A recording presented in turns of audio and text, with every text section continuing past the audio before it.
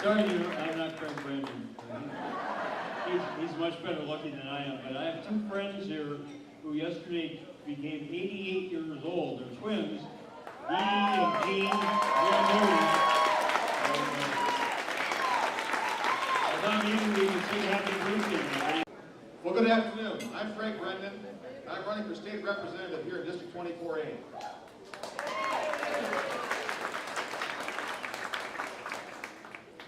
I live in Waseca. I teach. I'm a music educator there. Live there with my wife. Our son Jacob, who is serving right now in the Marine Corps in Okinawa, Japan, and our daughter Kristen graduates this spring from Waseca High School. I'm a 30-year veteran of the military, the Army National Guard, having served a tour of duty in Iraq in 2009 and 2010.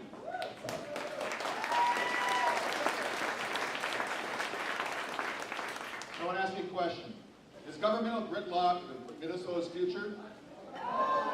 We need to have legislators that are willing to go up to St. Paul and develop long-term plans, long-term visions for this state instead of quick one-time fixes.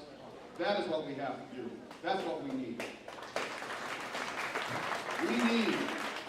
We need to get property tax relief for our middle-income families, for our small businesses, for our farmers across the state. That's important. We need to find a fair and stable funding solution for our education system, because I know firsthand by watching what goes on in schools, our future is tied to the education that happens today in our schools. We need those resources for our children. We also need to make sure that transportation funding is available to all areas of Minnesota. Outstate Minnesota, the rural areas are the vital key to what happens in our state. We need to make sure those things are strong for us all. We need to be looking towards the future. How are we going to do that? Through communication and cooperation. That's the key. Cooperation. Work together, put aside our differences, look at all the options that are available, and do what's right for the people in the state of Minnesota. I'm Craig Brendan, and I'm asking for your vote on November 6th.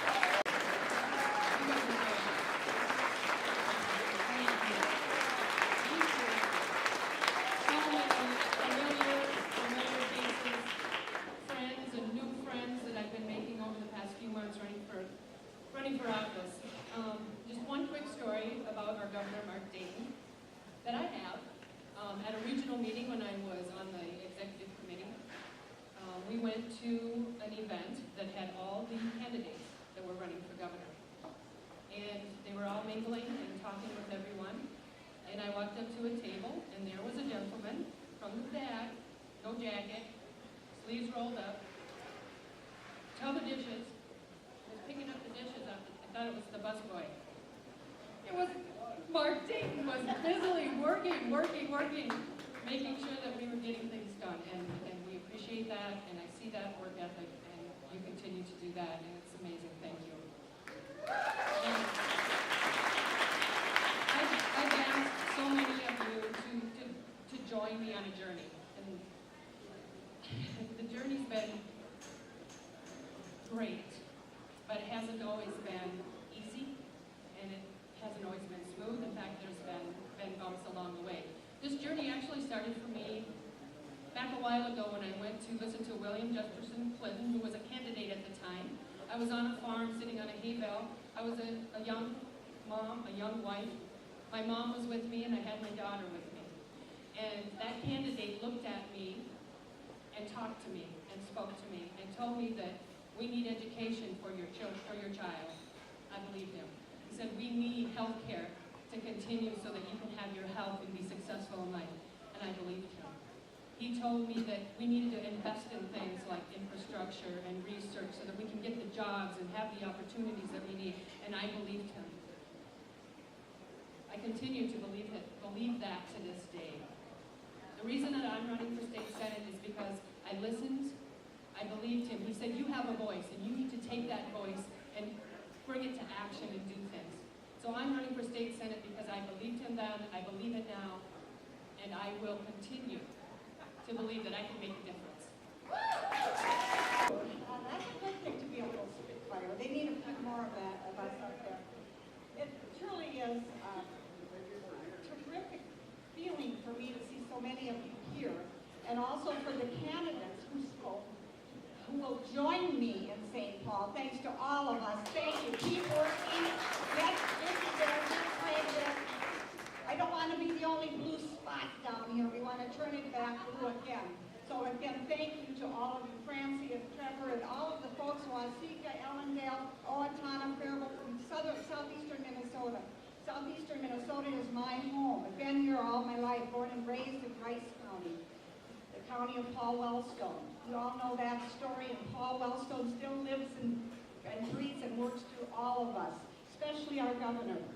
And I want to take this time to introduce our governor, but I want to say a few things about how it has been to work with him in the past few years at the state, as a state representative. This man has definitely a big heart. He is without a doubt, absolutely, give him a hand. And I hope it's a good one, Mark. So, you know, I am a nurse, I can help you out, but I hope I don't have to do anything like that. Every time this goalie would veto something, he's right on. He's right on all the time. He is with us all the way. He is with my active brothers and sisters, my FEIU brothers and sisters, my block layers, the plumbers, the people that are working at Crown, Burke and Seal and McQuay, and all the manufacturing, Governor, that we have down here in southeastern Minnesota. We have a lot down in our district, and we need to be recognized, and we need people at the state level to make sure that we are all taken care of and that we are always heard. So that has been my job, and you know I've been to you often, and I want to continue to have the ear of power. And that's what you get when you send a Spitfire, and you send a smart woman like Vicki Jensen and a great teacher like Brenda to the State House. We need more of us. We need to be able to get the job done for all of us. And I want to tell you that Mark Dayton does. I honestly think besides having a great heart, he actually feels he's a real public servant. And so he inspires me to be a better public servant. He actually, I think, he doesn't need the money. He has no need for any of that. But the thing is, what I get from you, Mark, is you get a true joy out of service, out of serving your public man. And you got that from your upbringing, and you share that with all of us, and I want to share him with all of you today. And please help me welcome the best governor of the state of Minnesota, Mark Dayton.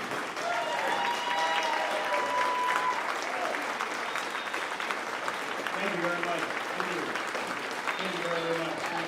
Thank you. Please, Patty, can I ask you to come with me all over the state? I wasn't even sure I recognized who you were talking about there. Thank you very much. And Trevor and Francie, thank you for your leadership. You're the heart and soul of our party, and you do all the work so candidates like myself and others get the benefits. And all of you for being here, for your help and support of three tremendous candidates. I've known Patty now for the years I've been serving as governor, and if I come to her district every time she invited me or twisted my arm, you'd all be sick of me by now. You'd go be running out the door, but really appreciate that. And Vicki and Craig are just two really outstanding candidates, and I'll tell you, I need them, and Minnesota needs them, because without a DFL majority, the gridlock and the stalemate is going to continue. You know, I've been doing this for 37 years, and I've worked with Democratic legislatures, I worked with Republican legislatures, I worked with a Democratic Senate, I worked with a Republican Senate. And I had never in my career seen what I saw the last 2 years of people who have a narrow, rigid, extreme right-wing ideology and are unwilling to consider anything that's 2 inches to the left. It's our way or no way. You know, the first year we had a $3 billion difference between us, about a month left in the session. So I said, well, you know, compromise means you agree 2 things you don't agree with. So I'll meet you halfway. I'll give up $1.5 billion in funding for education. He's cutting Minskew and the University of Minnesota by 15%. I hate that, but you know, that's what you insist on. Other cuts, education, healthcare, human services. And their response was no. we're not moving $1 from where we are. So we had a shutdown. And finally, we reached an agreement that they had originally proposed, which is instead of raising $1.5 billion in revenues by asking the wealthiest 2% of Minnesotans to pay their fair share in taxes, we borrowed another $750 million from our schools and another $750 million from our future, the tobacco revenues. So added $1.5 billion of debt in our state ledger, so that they wouldn't raise taxes on the richest 2% of Minnesota. And I learned that is their number one priority. Don't raise taxes on the rich. And their number two priority is don't raise taxes on the rich. I learned that their number 10 priority is don't raise taxes on the rich. Everything else gets set aside. Everything else can be sacrificed, but that is the one inviolable absolute for them. Protect the rich from paying more of their fair share of taxes. And as a result, as I said, I mean, it's laughable now, except that they're using it they're trying to get reelected on this theme that, well, we inherited a $5 billion deficit and we balanced the state budget without raising taxes. Well, there's $50 million right now where the surplus, so-called, where the revenues are exceeding projections, which is great news, means our economy is picking up. There's $1.5 billion in red ink over here, the debt today. So we got $50 million on one side and $1.5 billion on the other side, and that's balancing the budget? I mean, come on, really. So, you know, I don't mind people that I disagree with. I'm used to that, and that's one of the great features of our democracy. But if people take a position and it's caused something to happen, then they're responsible for the results. And they ought to have the skills and the position.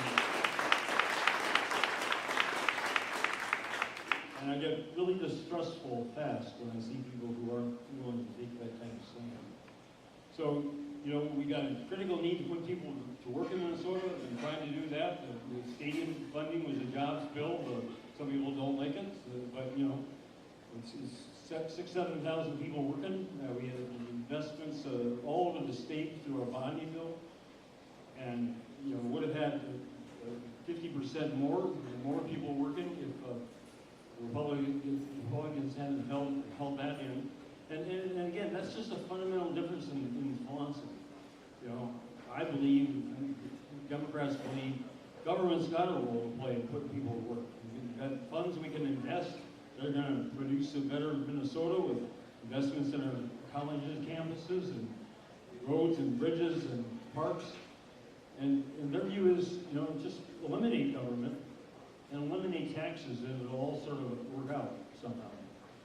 Well, I don't have that kind of confidence in, you know, and I don't think that will benefit most of the people of Minnesota. So we have a clear difference. And well, I'll tell you, this is one election where nobody can say, well, it doesn't matter who I vote for, you know, they're all the same. Oh, you know, starting with the president all the way across the board, they are so fundamentally different in philosophy and ideology and politics, and then a willingness to work together. You know, as Craig and Vicki and Patty pointed out, you know, the number one concern, and I've heard this with candidates all over the state, that people are expressing at the door now, and the door knocking is, we want to end the gridlock.